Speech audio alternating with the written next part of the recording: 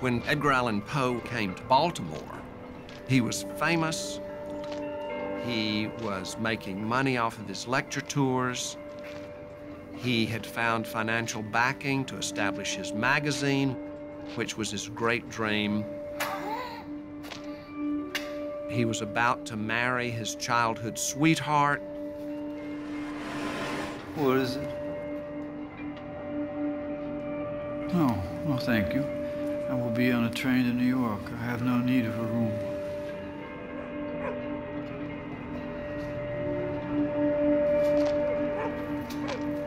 And he died.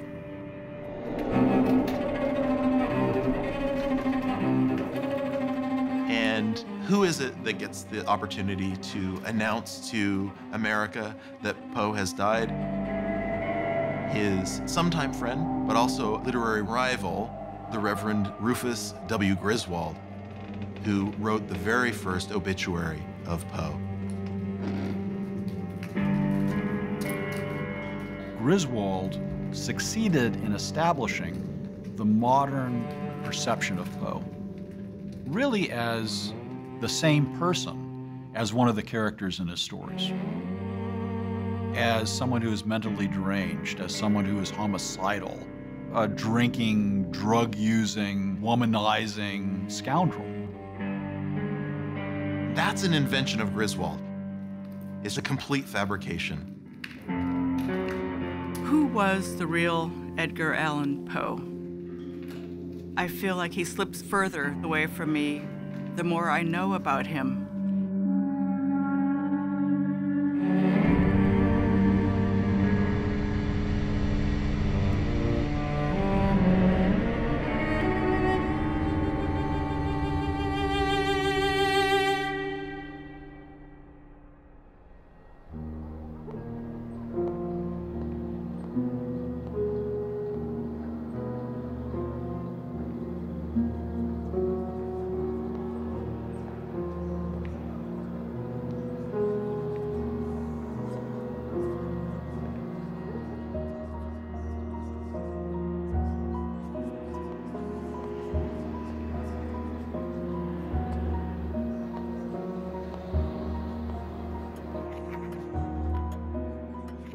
In 1843, a hardworking magazine editor, poet, and writer named Edgar Poe published one of the most popular horror stories ever written.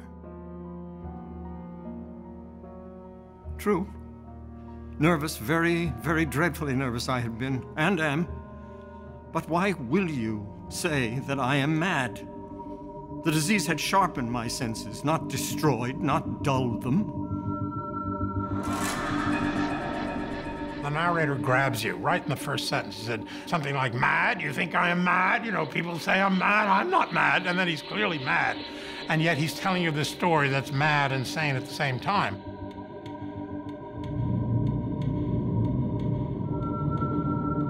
The narrator creeps into an old man's room and murders him while he's sleeping. You should have seen how wisely I proceeded, with what caution, with what foresight, with what dissimulation I went to work. I was never kinder to the old man than during the whole week before I killed him. It has the barest elements of a shocking murder story, and yet he turns it into something that's universal. Poe's stories were often set in nameless places, their time left vague. But in the 1840s, his themes resonated in a raw, new nation that had yet to wrestle with some basic flaws.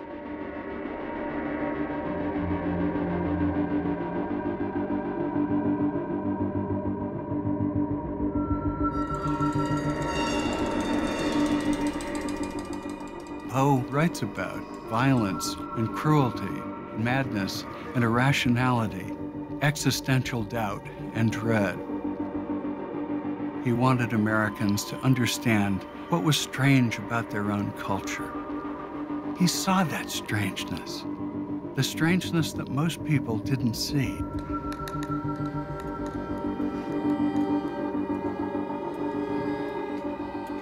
There is so much emotion in those stories that we sometimes misread only for horror or for shock. But really what it is a kind of love.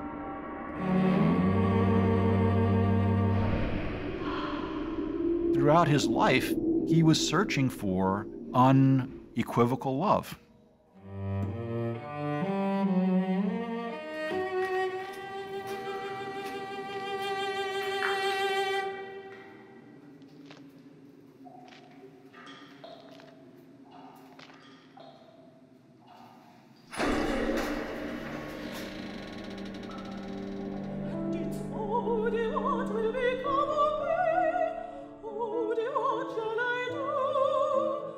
Poe's mother was an actress who lived in Boston when she gave birth to her second son in 1809.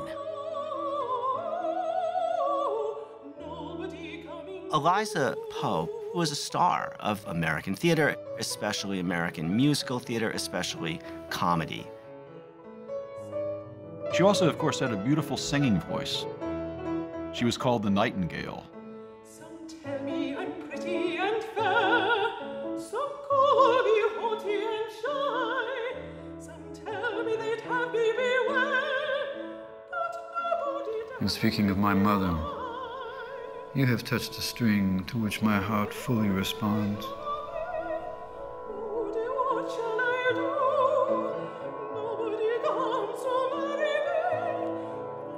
It was December of 1811, and Eliza Poe had been abandoned by her husband. She was left with 3 children, for which she had the sole care, and she was dying from tuberculosis.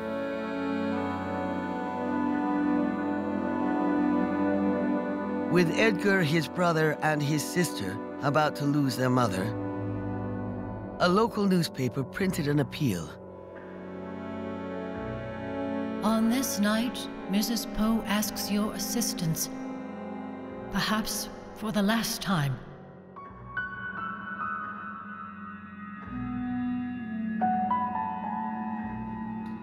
When Mrs. Poe finally died, she was just 24 years old. Edgar was just 2. Some accounts have him at her deathbed. That would be quite a shocking thing.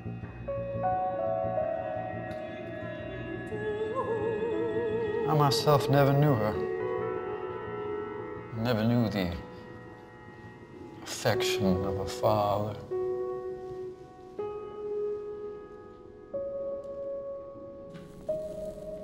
Oh, I have had many occasional dealings with adversity, but the want of parental affection has been the heaviest of my trials.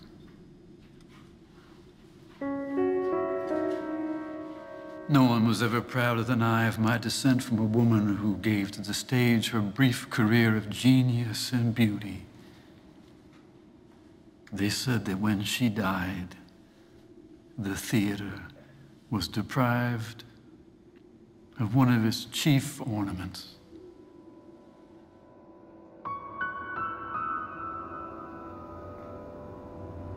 He never really got over her death.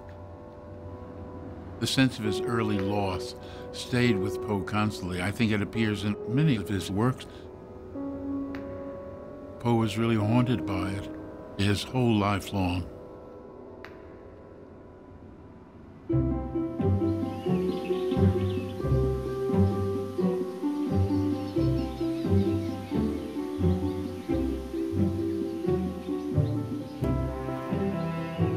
Edgar, his brother, and sister went to separate homes. Edgar was taken in by a childless Richmond couple, John and Frances Allen. Frances was one of the local women who had helped Eliza Poe through her final illness. Frances Allen had been orphaned herself, so she could sympathize with Edgar's plight. She must have thought Edgar was just a perfect little angel. She dressed him up in a little velvet suit and cape. And he always just worshiped his foster mother, Frances Allen. He just thought the world of her. But Edgar's relationship with his foster father would be more complicated. John Allan was a merchant, so he had that kind of bootstraps character about him. Very no-nonsense, very business-oriented.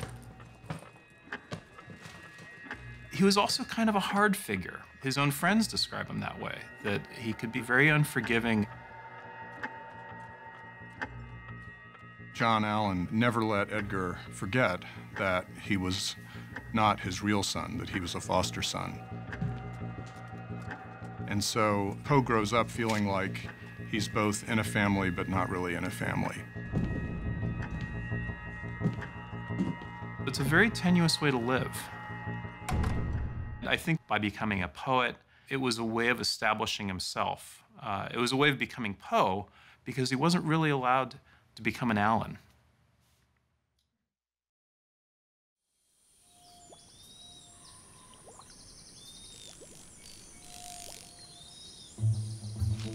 We think of Poe often as a frail character.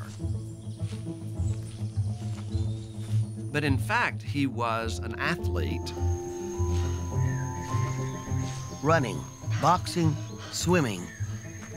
Edgar seemed driven to outdo his classmates. When he was 15 years old, one of his fellow students bet him he couldn't swim down the river a couple miles. So Poe took that bet, and he ended up swimming 6 miles. Against the tide.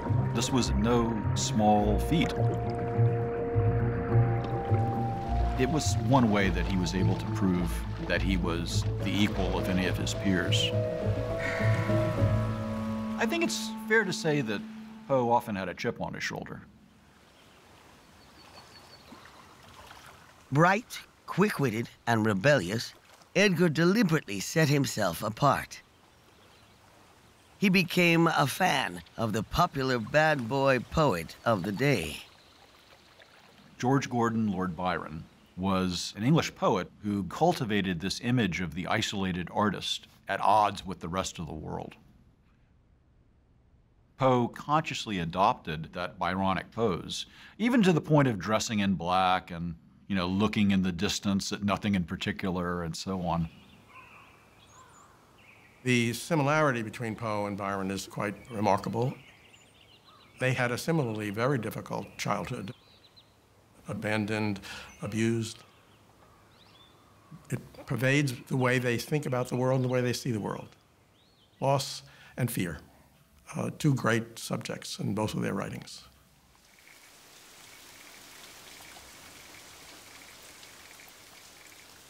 From childhood's hour, I have not been as others were. I have not seen as others saw. I could not bring my passions from a common spring. From the same source I have not taken my sorrows. I could not waken my heart to joy at the same tone. And all I've loved alone.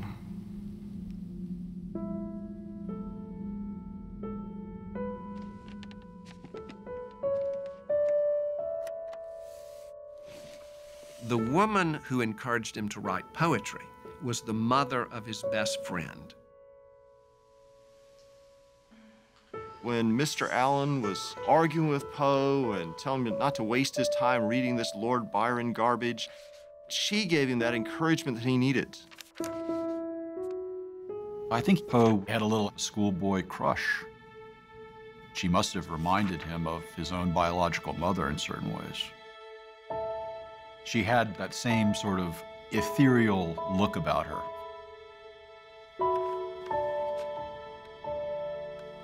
Unfortunately, mental illness took her. We don't know the origins of it. And then she died. And it affected him profoundly. He went to her cemetery at night and kept a vigil at her grave. I can't imagine that he had a profound love relationship with Jane Stannard, but he made it into something which had emotional, romantic, and literary potential that could be exploited. Helen, thy beauty is to me like those Nicean barks of yore, that gently o'er a perfumed sea the weary, way-worn wanderer bore to his own native shore. Some years later, Poe said that he wrote the poem to Helen, thinking of her. Thy hyacinth hair, thy classic face, thy naiad airs have brought me home to the glory that was Greece and the grandeur that was Rome.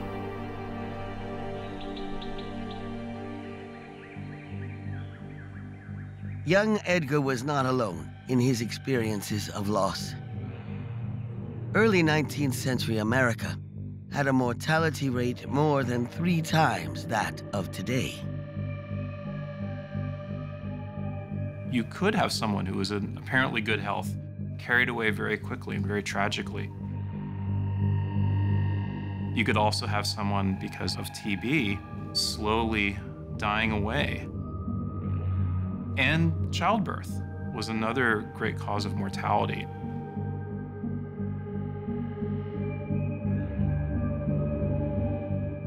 Very elaborate cemeteries were just becoming popular in America at the time. This was a great age of funereal sculpture and mementos.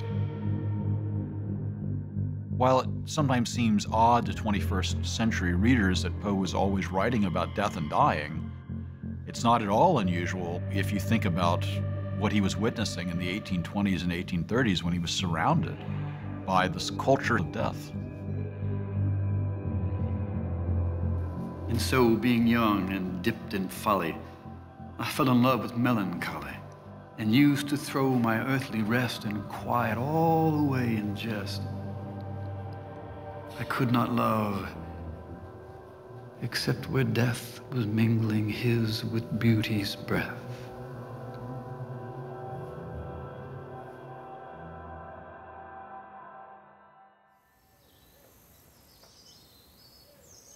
In 1826, John Allan agreed to send 17-year-old Edgar to the brand new University of Virginia. It was his first step toward the creative life he's beginning to imagine for himself. He would evince his versatile talents by sketching fantastic and grotesque figures with such artistic skill as to leave us all in doubt whether in afterlife Poe would be painter or poet. It's the archetypal college experience. He's in a dorm. It's kind of a crazy situation. Lots of fights going on, but he's also allowed to excel in these classes, especially language classes. He's also able to now spend lots of time reading. And in fact, his father started complaining, "You're spending all your time doing things like reading Don Quixote. What are you doing?" Unfortunately, John Allan did not pay Poe's fees. He made a partial payment, did not provide him with money to buy books and equipment so that he could actually pursue his studies. Poe tries gambling to raise some money, but by the end of his first semester, he is deep in debt. And then he appeals to Allan, and Allan says, "Why the hell should I pay your gambling debts? You know, I mean, why don't you come back and do some decent work and earn a living?" Hounded by creditors, Poe is forced to withdraw from the university and return to the Allan mansion in Richmond.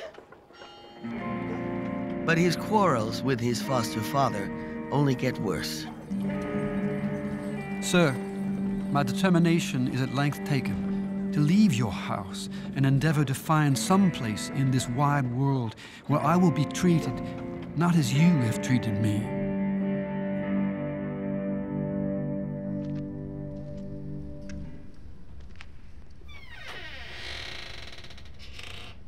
I took lodging at a tavern, taking with me only the clothing on my back. Barely enough pennies to buy bread. He moved to Boston at the age of 18. Why would he choose to come to Boston, of all the cities that were possible? Maybe he remembers that his mother, in the one gift that she left to him, a watercolor of Boston Harbor, had written on the back, For my little son Edgar, may he ever love Boston, the place where his mother found her best and most sympathetic friends. He tries working for a newspaper for a while. It doesn't go well. He's nearly getting thrown out by his landlady because he's out of money. He's got creditors after him.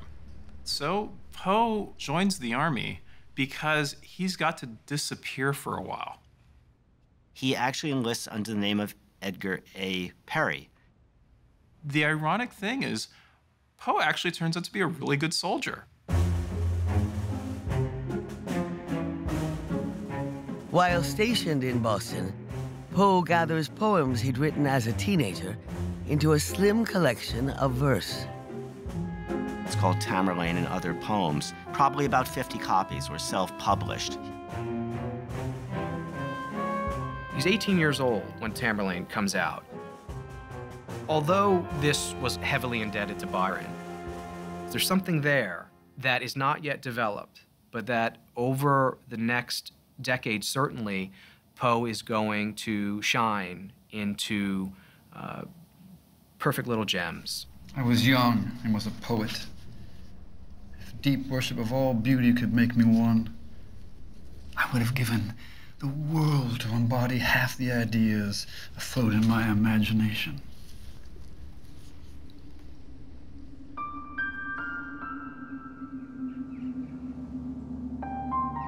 While Edgar was in the army, his foster mother, Frances Allen, died after a lingering illness. It's said that when he returned to Richmond a day late for her funeral and saw how close her grave was to that of Jane Stanner's, he was just devastated and just wept right on that spot. With his mother resting in an unmarked grave at St. John's Church. These were Poe's 3 mothers growing up, all gone by the time he was 20.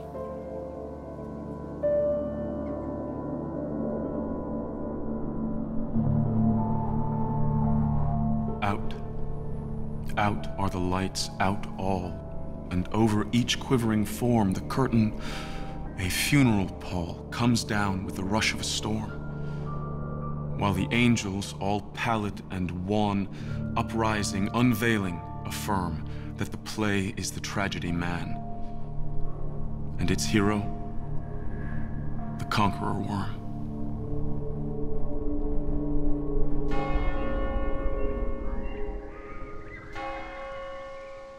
In the months after Fanny Allen's death, Edgar prevails on his foster father one more time. He wants John Allen to help him get into West Point, perhaps thinking a military career will provide him the luxury to write poetry. But there was a whole level of discipline involved at West Point that Poe was really not prepared for, and he started to really resent his instructors, really resent the routine, and started writing this really vicious poetry, actually, about a lot of his instructors, which is, if anything, what he became known for at West Point. Within a few months of arriving, Poe tries to leave the military academy. When he couldn't get an honorable discharge, he gets himself thrown out. He just broke all the rules. He didn't turn up for drill. He didn't turn up for class.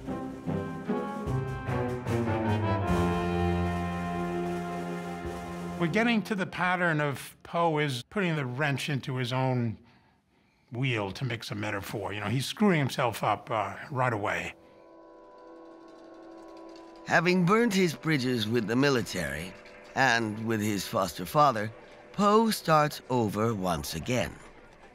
At 22, the young poet moves to the one city where he has blood relatives.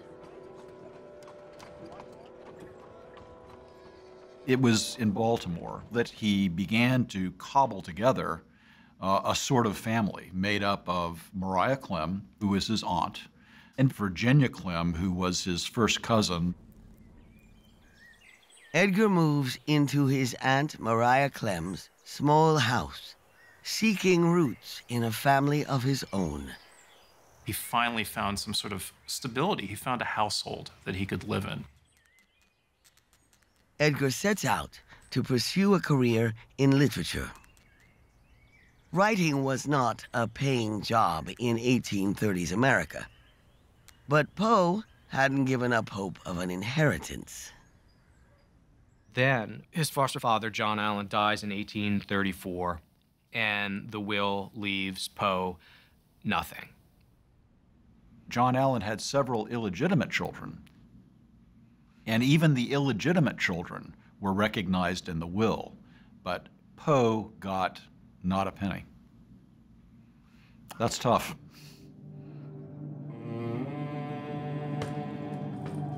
That was the breaking point between Poe and his memories of being part of the Allan family. Although we think of him today as Edgar Allan Poe, in his lifetime, Poe almost never used the middle name. It was always Edgar Poe or Edgar A. Poe.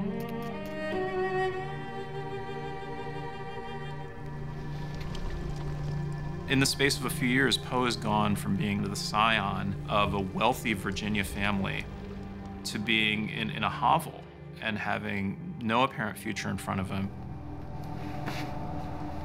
Dear sir, your kind invitation to dinner today has wounded me to the quick. I cannot come, and for reasons of the most humiliating nature in my personal appearance. He has this terrible ability to write a begging, threatening letter where the begging doesn't work and the threatening doesn't work. If you will be my friend so far as to loan me $20, I will call on you tomorrow. Otherwise, it will be impossible, and I must submit to my fate.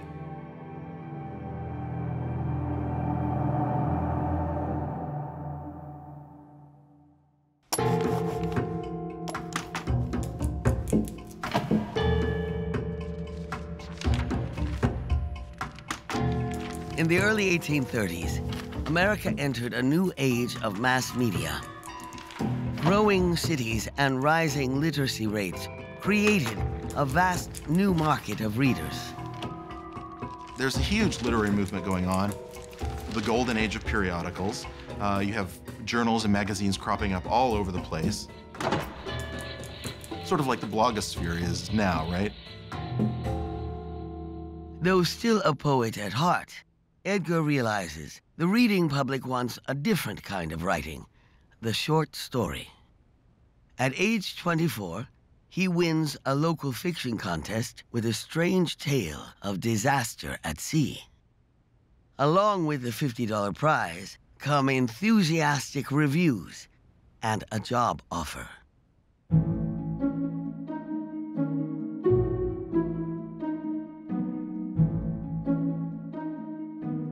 Poe leaves his newfound family, Mariah and young cousin Virginia, and moves back to Richmond, the city where he'd been disowned.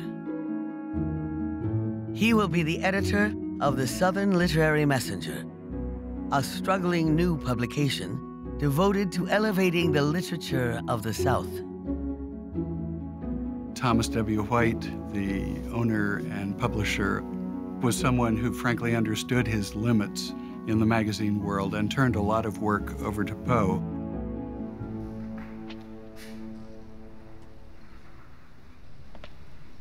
He'd been thinking of himself as a writer ever since he was a child. But now he's also thinking about himself as a professional who works with words. This is the first chance that he has to get his foot in the door as an editor, as a magazinist, as an American tastemaker. Poe's many responsibilities will include writing book reviews, and he vows to be a serious literary critic. He believed it was time his young nation produced work every bit as sophisticated as British literature. A lot of American critics in the early 19th century have the idea that in order to invent an American literature, we can't afford to denigrate any American writer. They called it puffing, that is just to sort of mindlessly praise anything that had been written by an American. Poe's way of elevating American literature was by not cutting writers any slack. We see no reason why Colonel Crockett shouldn't be permitted to expose himself if he pleases, and to be as much laughed at as he thinks proper. Poe earned the reputation and the nickname the Tomahawk Man. He was antagonistic, he was hypercritical. Work is especially censorable for the frequent vulgarity of his language. But the criticisms that he made were well-deserved. He was being a responsible reviewer, and most of the people he reviewed are deservedly forgotten today. It is a mere jumble of absurdities. I think he did that because he found, that sets me apart, and people loved it. You know, people always love dirt. I cannot bring myself to feel any goadings of conscience for undue severity. I intend to put up with nothing that I can put down. Poe was writing a kind of literary criticism that didn't exist in America at the time. He would do a line-by-line, word-by-word dissection of the text.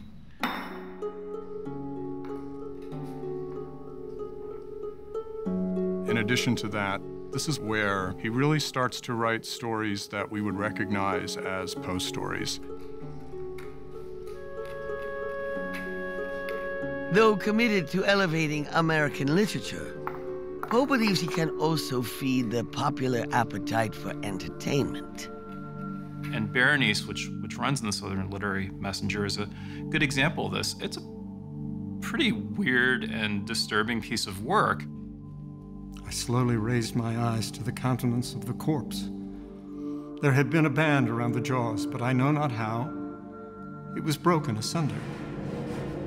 The livid lips were wreathed into a species of smile, and through the enveloping gloom, once again there glared upon me in too palpable reality the white and glistening and ghastly teeth of Berenice. In a fit of madness, the narrator pulls the teeth from the corpse of his fiancée. With a shriek, I bounded to the table and grasped the ebony box that lay upon it. It slipped out of my hands and fell heavily and burst into pieces, and from it, with a rattling sound, there rolled out some instruments of dental surgery, intermingled with many white and glistening substances that were scattered to and fro about the floor. Poe was writing in a well-known genre that had been popular for over 70 years, the Gothic tale. It's dark and it's spooky and it involves castles and it involves secrets. But the form really, by the time that Poe becomes acquainted with it, has utterly gone to seed. I mean, it is actually pretty trashy. And that is what Poe is both drawn to and appalled by about it. He knew that if he could make these stories thicker in terms of psychological complications, he could perhaps reach multiple audiences. That dark romantic vision combined with the repressed sexuality, the claustrophobia, the fear that we all have, all of these things together, Poe's work is very complex. Readers could enjoy them just as they're spooky stories. Readers could enjoy them as parodies of spooky stories, and then readers could enjoy them as essentially poetic essays about the spookiness of stories.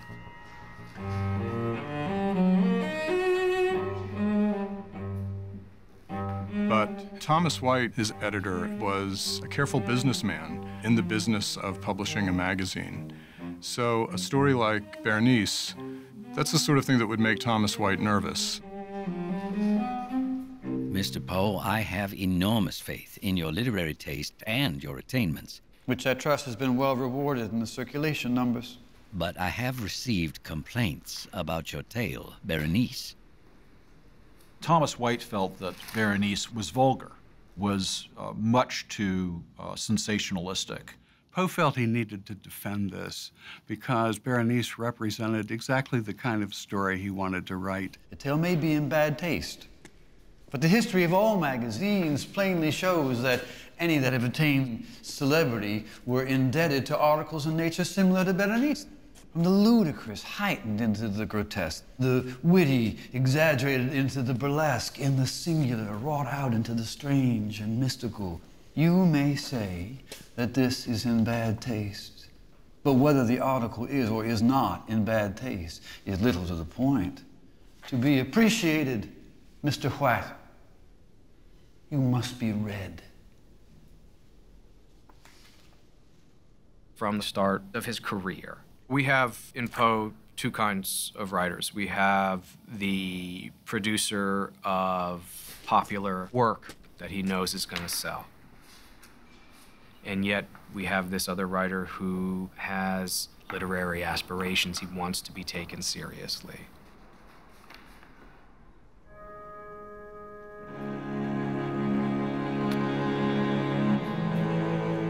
This should be a stable time in his life.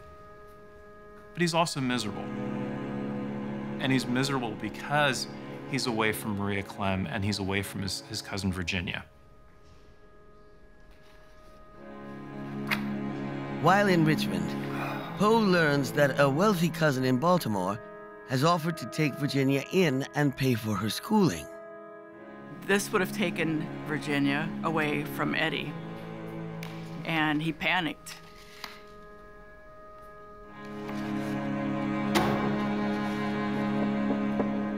I was blinded with tears. I had no wish to live another hour.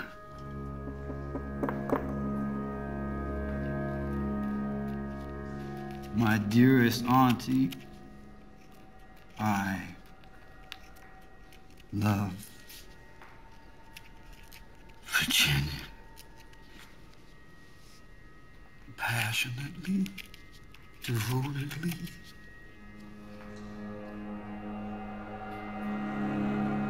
I cannot express in words the fervent devotion I feel toward my dear little cousin.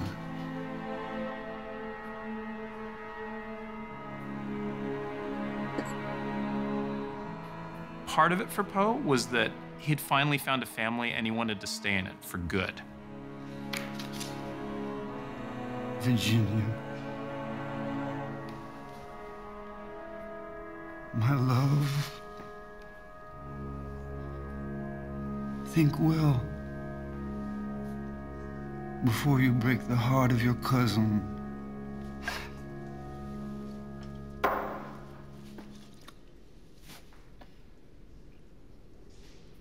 His desperate letters convinced Mariah and Virginia to come to Richmond, to live with him there as a family.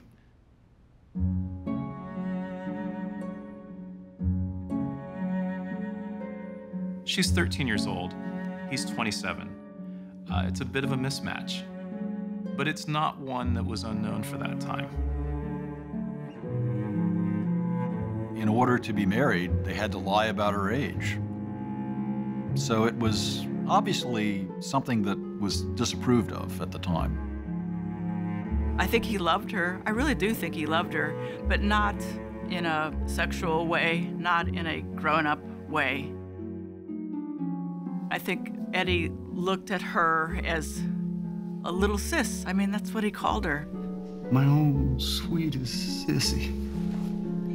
People around town describe Virginia as being very cheerful and loving, very childlike. Even when she was starting to get a little bit older, she'd rush out into the street and embrace him when he got home from work.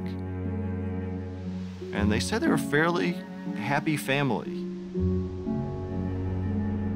No matter how poor Poe was, he made sure his wife had tutors and music instructors. And he loved to hear her sing and play the piano, and he would play the flute along with her. And the mother-in-law, she would sing along. They have little concerts together at night while he's writing stories about burying your wife in the basement or pulling out her teeth. So it was a reasonably normal, happy home life.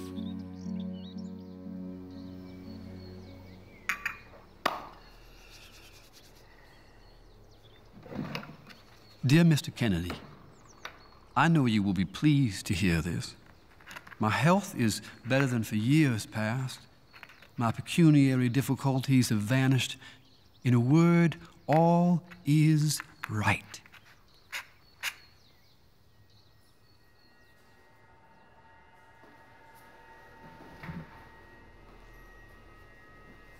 You might think, ah, at last he's arrived. This is the work that he was meant to do. It's the source of steady income. Yet he only holds a job for 15 months. He said he left because he quarreled with the editor. He said that he was too good for the magazine. He wanted to move on, for sure. Poe didn't get along well with anybody, really, for long.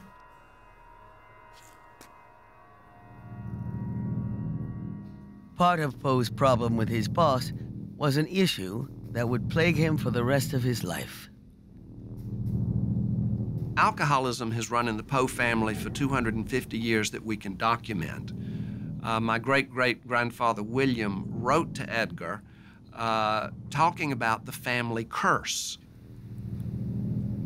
He could go long periods of time without drinking, but once he was in a situation where alcohol was present, it was deadly for him.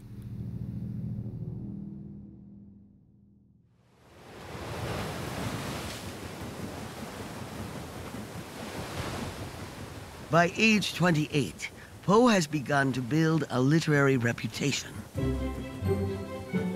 He leaves Richmond to try his hand in New York City.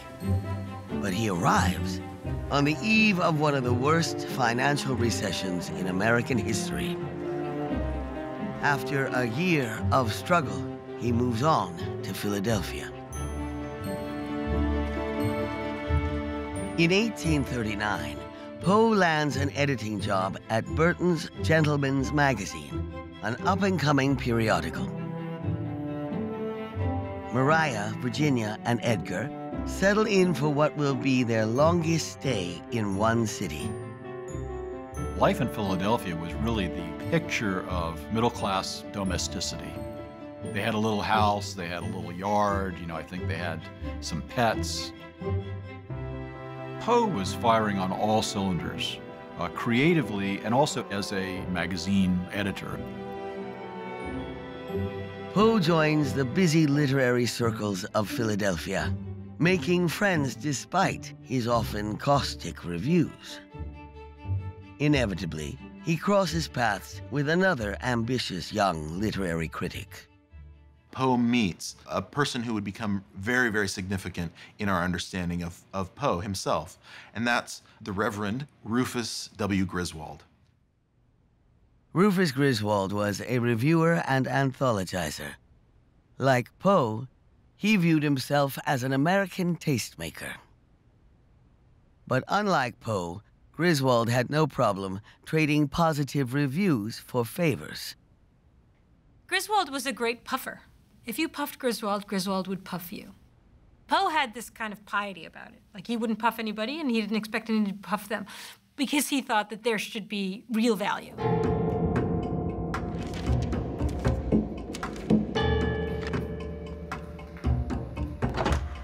Poe's only source of steady income is magazine work. While he's editing one periodical, he's writing for another. Sometimes he was the only one on the staff of the magazine. Commissioning, proofreading, editing, getting the illustrations, going to the printer, getting the paper, choosing the type. There's a lot of things you have to do. The owner would have another job. He'd be an actor, he'd be something, he'd have a business, he'd go away, and there's Eddie Poe sitting there. Given the technology that produced that magazine, that is exhausting work.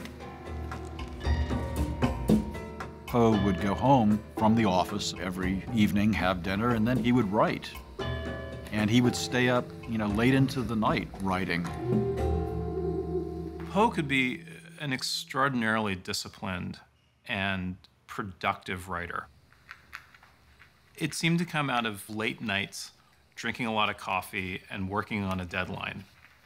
And sometimes Mariah Clem would sit beside him, keeping him company while he composed these stories that were totally unlike what he did during the day.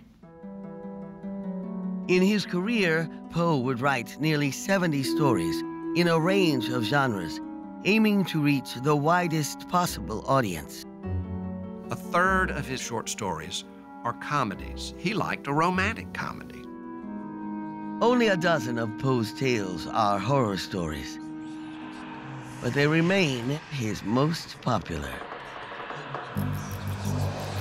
Among them, The Fall of the House of Usher, The Pit and the Pendulum, The Mask of the Red Death, The Black Cat, The Premature Burial. Poe was writing in the old-fashioned genre of the Gothic tale, but the terrors he was tapping into were very much of the moment. Premature burial was a real fear in the 19th century because people seemed dead, but they weren't. As odd, as bizarre as that seems, during periods of epidemics, and there were several during Poe's lifetime, there were lots of public interments taking place very hastily without proper medical examination, and there were many, many instances of people actually being buried before they were dead. Coffin makers provided gadgets to allow the victim to ring an alarm on the surface. Poe devoured the sensational accounts and would work the horrifying idea into several stories. Premature internment is the ultimate claustrophobia. The unendurable oppression of the lungs, the stifling fumes of the damp earth, the clinging to the death garments, the rigid embrace of the narrow house, the blackness of the absolute night, the silence like a sea that overwhelms, the unseen but palpable presence of the conqueror worm. Poe is talking about the subject that makes him so universally interesting. Except for sex, you can't get anything more human and fundamental than fear.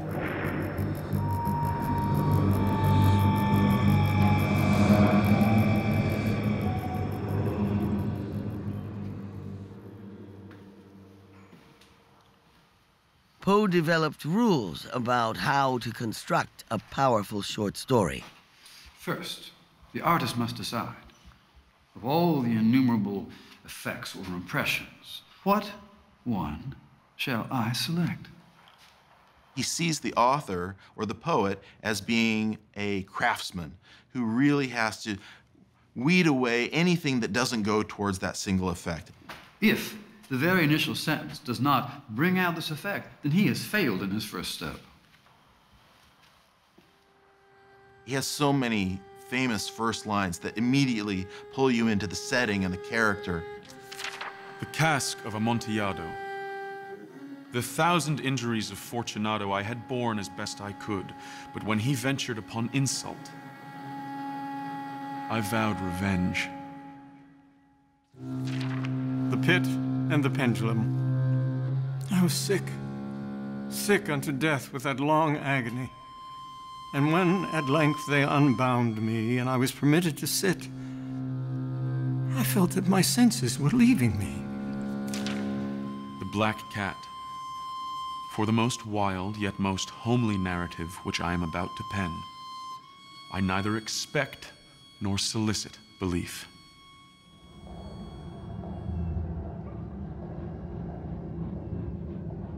Poe is responding to a new American urban culture, which is very aware of crime. There was a lot of poverty, there was a lot of class rivalry and competition, there was urban violence. It was a time of great uncertainty for Americans. There were great financial panics. There were poor on the streets. There were immigrants. What was going to happen to this country? Nobody knew. Anxious and unsettled, the reading public welcomed reassurance. There was a great popular appetite for stories in which problems or complexities were resolved. Characters would, through some sort of happenstance or fate, figure out their problems, resolve their dilemmas. Justice would be done. Ever aware of the public's tastes, Poe recognized an appetite for a new kind of fiction.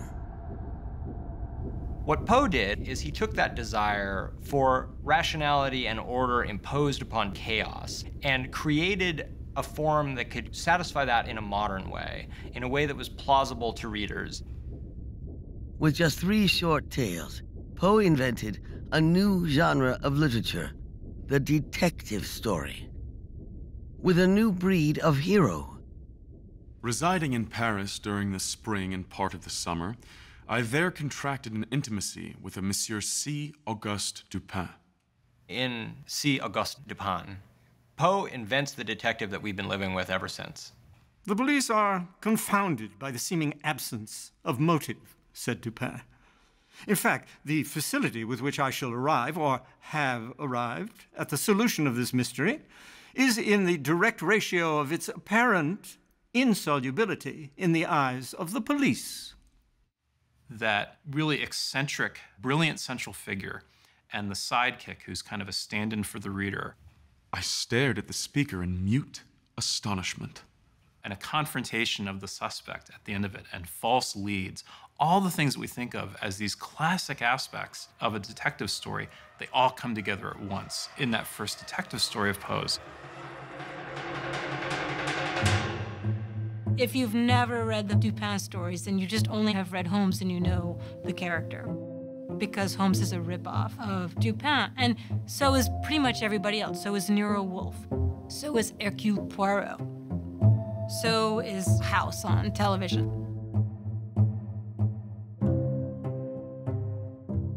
Poe's finally making a name for himself, but he's not making money.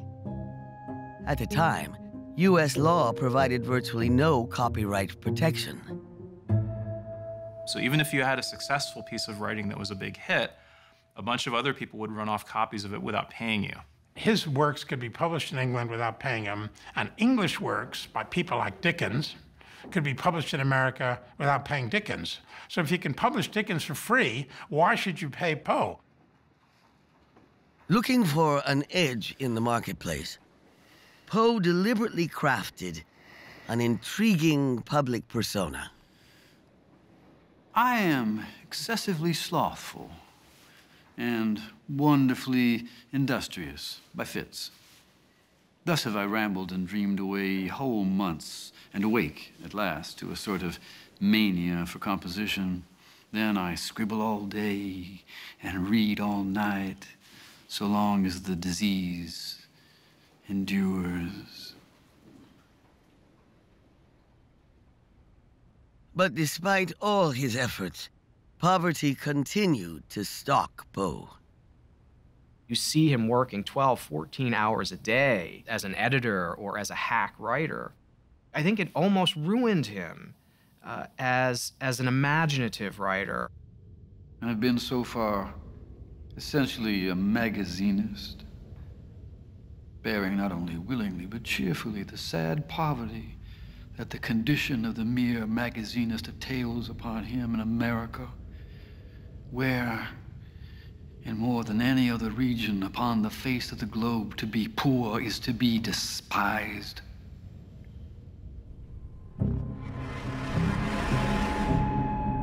Even at his lowest moments, Poe never lets go of his identity as a poet. Poetry would always be his first love. In 1841, he learns that Rufus Griswold is compiling an authoritative collection of American poetry. Griswold is coming out with this massive anthology called The Poets and Poetry of America. So of course Poe is desperate to get himself into this book. Griswold does publish a few of Poe's poems. Then he asks Poe to return the favor by reviewing the book. Poe pointed out what was good about Griswold's anthology, but then he said what was bad about it. Oh, he has some talents, we allow. But as a critic, his judgment is worthless, simply because reason and thinking are entirely out of Mr. Griswold's sphere. Griswold took great exception to that, was highly offended, and was an enemy of Poe for the rest of his life. Poe really had a knack for making enemies. You really have to give it to him.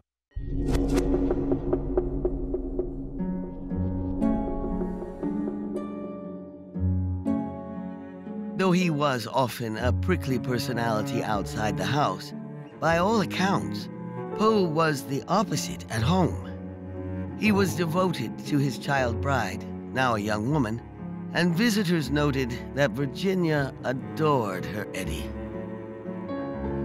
One afternoon or evening, Virginia was singing, and she seems to burst a blood vessel.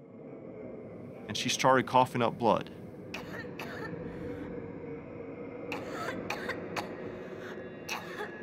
It's the first signs of tuberculosis. It cast a shadow over Poe that lasted for years. And no matter what his successes were, that was a constant for him. His worry about his wife's health. My dear little wife has been dangerously ill. A fortnight since, while singing, she ruptured a blood vessel. And it was only on yesterday that the physicians gave me any hope of her recovery.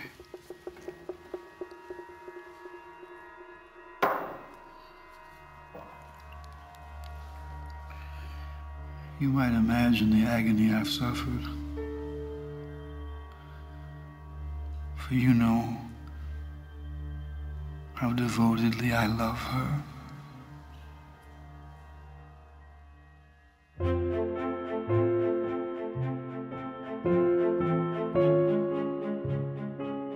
At age 35, Poe decides to move his family to New York City, hoping to capitalize on his growing reputation. New York, Sunday morning, April 7th. My dear Muddy, we have just this minute done breakfast, and I now sit down to write you about everything. Edgar and Virginia go first and report back to Mariah Clem. Last night, we had the nicest tea you ever drank, strong and hot, wheat bread and rye bread, cheese, tea cakes. No fear of starving here. Sis is delighted. She has coughed hardly any and had no night sweat. I feel in excellent spirits and haven't drank a drop, so that I hope so to get out of trouble. The very instant I scrape together enough money, I will send it on. 1845 proves to be the year of Edgar Allan Poe. In January, less than a year after arriving in New York, he publishes the poem that will make him internationally famous. The Raven is his breakthrough.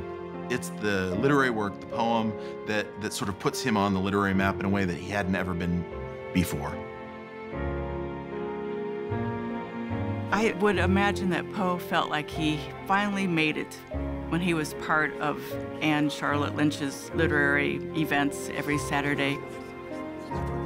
Because everybody who was anybody came. They would turn the lights down. He had to read The Raven, of course, over and over. Everybody wanted to hear him read The Raven. And he spoke in a very dramatic voice. It ran in his blood. He was quite the entertainer. Once, upon a midnight dreary, while I pondered weak and weary over many a quaint and curious volume of forgotten lore, while I nodded, nearly napping, suddenly there came a tapping, as if someone gently rapping at my chamber door. 'Tis some visitor, I muttered, tapping at my chamber door. Only this, and nothing more.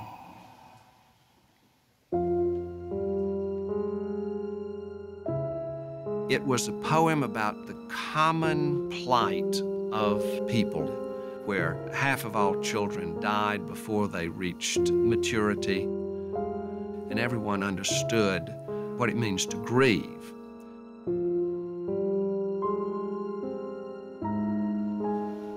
thought the air grew denser, perfumed from an unseen censer swung by seraphim whose footfalls tinkled on the tufted floor. The silken, sad, uncertain rustling of each purple curtain thrilled me. You know, that there's just a lusciousness about the sonorities and so on in a line like that that had a great impact on me. It really did. And the raven, never flitting, still is sitting, still is sitting on the pallid bust of Pallas, just above my chamber door.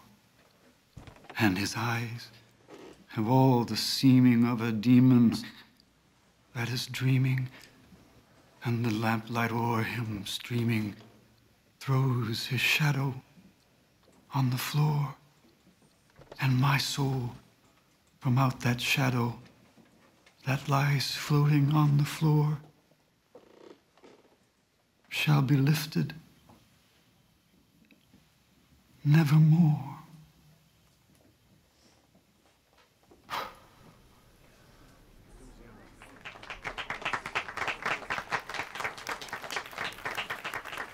He wanted fame, and boy, did he get it with The Raven. In fact, he couldn't even walk down the street without kids following behind, flapping their wings, and people calling out, "There's the Raven!" He created a persona that captured the minds of so many. The way he presented himself in portraiture, his identification with the Raven. You don't want to say it was a shtick, but it's a shtick that stuck. He wasn't just this Grim Reaper, this man of the night. He could be tremendously witty. He was a kind of ladies' man. Poe became close friends with Francis Sargent Osgood, a popular poet, a member of the same literary circles, and a married woman. Virginia is at home dying of tuberculosis. And he's carrying on with this other woman. Here he had this compelling woman come into his life, Frances, who could write love poetry. And I think it turned his head away from poor Virginia. But everybody at the time was talking about it. It was such a scandal. And it's at this time that he and Griswold cross paths again, and not in a pleasant way, because Griswold has well-known affections for Osgood. Rufus Griswold must have just been steaming. Poe was stealing his dream. Poe was doing everything he wanted, including taking the girl. His new fame allows him to borrow money and realize his long-held dream. He buys a magazine. So he had this great success with The Raven, and he was finally becoming known. And then for some completely bizarre reason, he decides to pick a fight with the most loved poet in America at the time, Henry Wadsworth Longfellow. Longfellow would become the most prosperous, successful, and adored writer in America. And of course, he was a professor at Harvard. He was a Bostonian par excellence. The poetical claims of Mr. Longfellow are vastly overrated.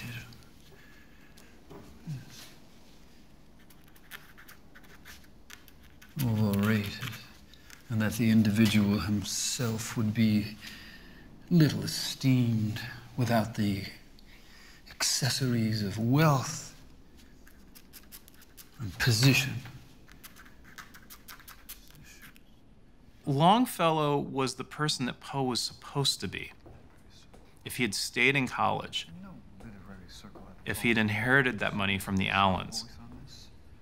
And when he saw Longfellow, he saw someone that had the life that he should have had but was denied. He accused Longfellow of being a plagiarist, but he also profoundly disapproved of the sort of writing that Longfellow was doing. He could see that Longfellow was a brilliant versifier, but he thought that Longfellow didn't understand what poetry was about. that his poetry had no soul. But there was a political dimension to Poe's attacks on Longfellow, the slavery debate. Poe himself never spoke out directly to defend or condemn slavery, but he was a loyal son of the South. It's not as if Poe just grew up in the South and there was slavery in the South. Slaves were imported right down the street from where Poe was living as a teenager. They were bought and sold, they were imprisoned there. Poe inevitably would have seen human trafficking on an almost daily basis. But above all, Poe was a purist about literature. For him, the greater sin may have been that Longfellow and other New England writers injected politics into their poetry. We despise them and defy them, the transcendental vagabonds. They may all go to the devil together.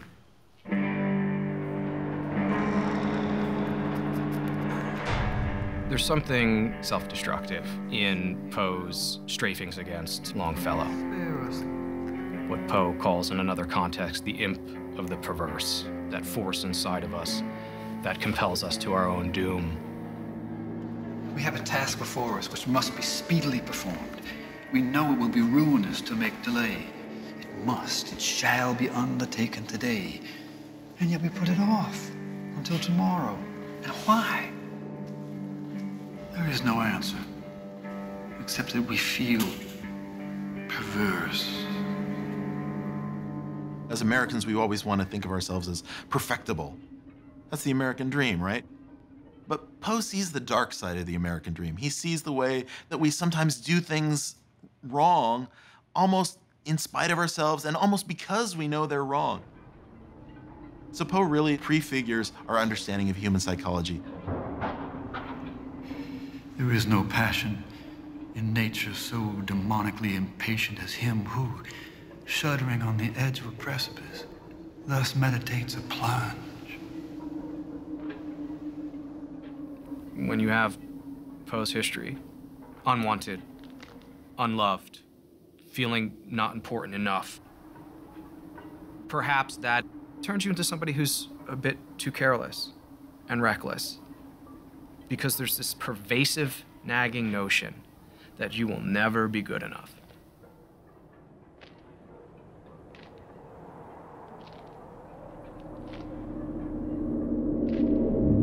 In just 1 year, the scandalous relationship with Frances Osgood and Poe's attacks on Longfellow have undone his accomplishments. He made practically nothing from The Raven after the first printing, and was forced to shut down his magazine.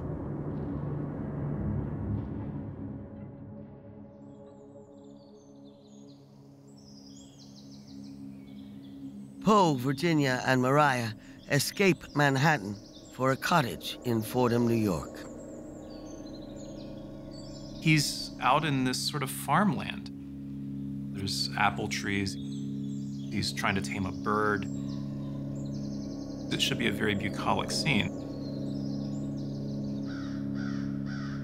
But what you have is Poe very ill a lot of the time, but trying his hardest to keep writing, and Virginia just declining and declining. The autumn came and Mrs. Poe sank rapidly in consumption. She lay on the straw bed wrapped in her husband's greatcoat, a large tortoise-shell cat on her bosom, the sufferer's only means of warmth.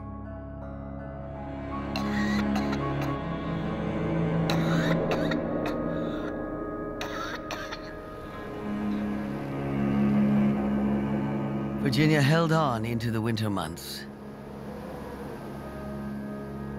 Occasional moments of improvement were followed by inevitable decline.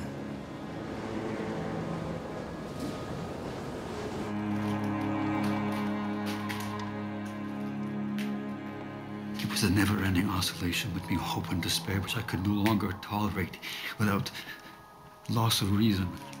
I became insane. with long intervals of horrible sanity. During these fits of absolute unconsciousness, I drank God only knows how much, how often. The manner, of course, my enemies preferred the insanity to the drink, rather the drink to the insanity.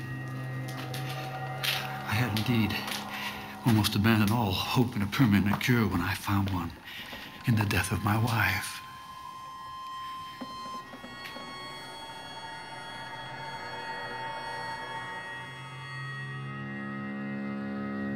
The impact of Virginia's death was just devastating. It nearly undid him altogether. Most of the people that Poe loved died of consumption. If you pay much attention to American history, though, most of the people that most people loved died of consumption or childbirth. It is the sad tragedy of human existence in a 19th century city. Oh, God. How melancholy an existence.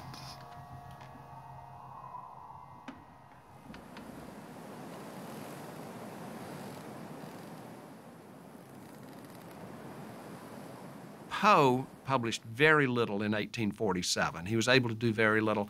He focused his attention on writing Eureka. In the depths of his grief, Poe produces his most eccentric work. A long essay that attempts to explain the origins of the universe. Some interpreters see within it a glimpse of 20th century physics.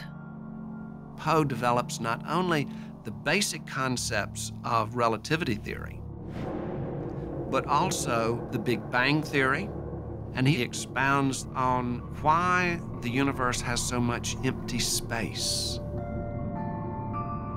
One of the things that's remarkable about it is how modern it is as a cosmology, when you consider he had nothing to work from, really. What is it that induces in the poet himself the poetical effect? He recognizes In 1848, he began giving public lectures again, began traveling again, began socializing again. He wanted to remarry. He wanted a rich wife. He needed a rich wife. If he had a rich wife, he could have his own magazine, and he would not have to be a Grub Street hack anymore. This launched him on a series of near engagements, all of which turned out very badly. While he was courting one, he was courting another, he was proposing to one, he was seeing another. As your eyes rested appealingly for one brief moment upon mine, I saw that you were Helen. My Helen. When you read what he said to the women he was courting, including falling on his knees and hand over the heart and forelock down and heavy breathing and all kinds of promises, it seems just so over the top. She tenderly kissed me. She fondly caressed. And then I fell gently to sleep on her breast. The women he was pursuing were not 13-year-old tubercular girls who were going to be reliant on him. These were often working poets who had their own livelihood to protect. One of them was a woman named Sarah Helen Whitman. They had a courtship that had culminated, Poe thought, in her accepting his proposal of marriage.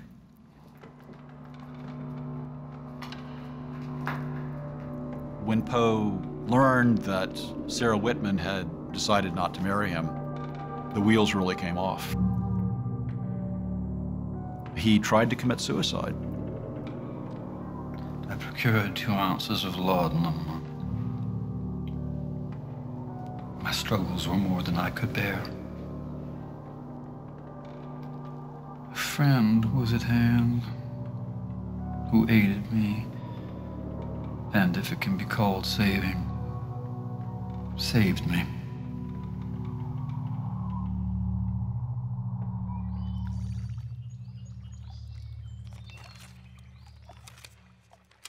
Less than a year later, his fortunes changed, practically overnight. He'd found a financial backer so he could start his own literary magazine, The Stylus.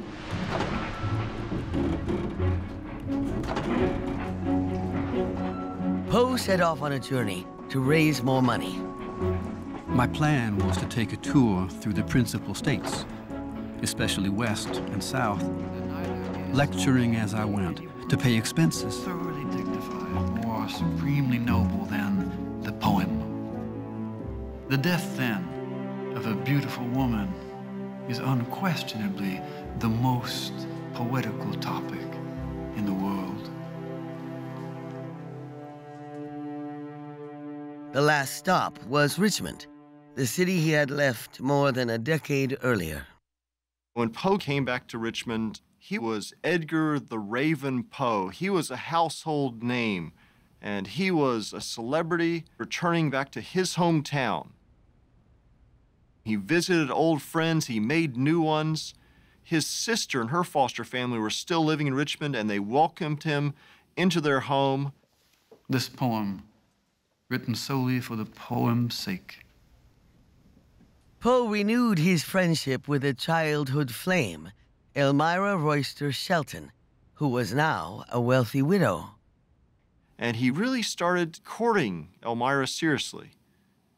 Elmira might have been skeptical of Poe's motives, but she finally agreed to marry him. Poe wrote to his mother-in-law that it would clearly be a marriage of convenience. My own darling Muddy, I confess that my heart sinks at the idea of this marriage. I think, however, that it will certainly take place, and that immediately. But before Poe and Elmira could marry, Edgar had a trip to make. He would travel to Philadelphia for a brief editing job, then on to New York to pick up Maria Clem and bring her back to Richmond for the wedding. He came up to my house on the evening of the 26th of September to take leave of me. He was very sad and complained of being quite sick. I felt his pulse and found he had a considerable fever and did not think it probable that he would be able to start the next morning.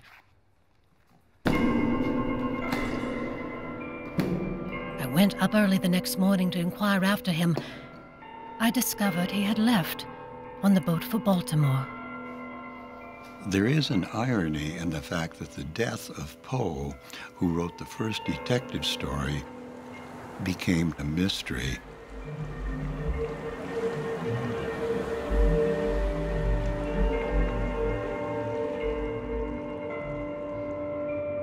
Poe arrived by steamboat in Baltimore on September 28, 1849. His plan was to immediately board the train for Philadelphia, then travel on to New York. It seems very strange for us to think that a man like Edgar Allan Poe could just vanish. But that's exactly what happened for about 5 days.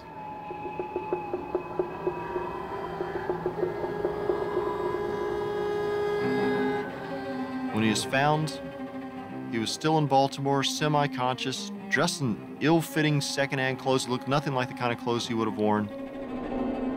Eventually, he's recognized as the famous writer, and an old friend is found to take him to the hospital. He spent his last 4 days delirious, in and out of consciousness, talking to shadows in the wall, not making any sense. 4 days later, Poe is dead at the age of 40. Poe dies alone without it ever being completely clear what exactly he was suffering from. Poe's mysterious death has prompted dozens of theories. That he suffered from rabies, or died from a brain tumor, or perhaps he was an accidental victim of warring political gangs on the streets of Baltimore. It's unlikely we'll ever know the answer. Thank heaven. The crisis, the danger is past. The lingering illness is over at last. when the fever called living is conquered at last.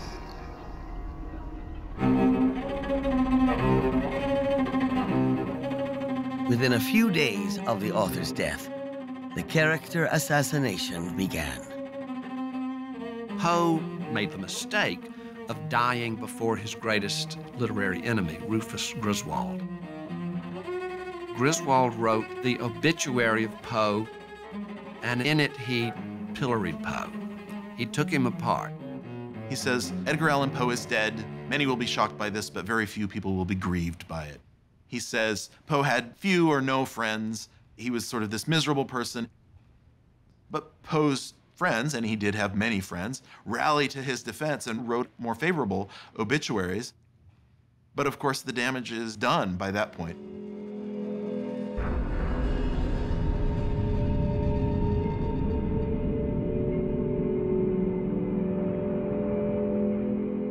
The Halloween Poe that Griswold invented lives on generation after generation, ensuring Poe's iconic place in popular culture.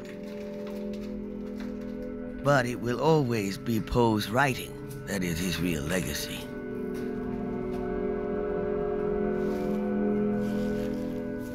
I stand amid the roar of a surf-tormented shore, and I hold within my hand grains of the golden sand. How few, yet how they creep through my fingers to the deep, while I weep, while I weep. Oh God, can I not grasp them with a tighter clasp? Oh God, can I not save one from the pitiless wave? Is all that we see or seem but a dream within a dream?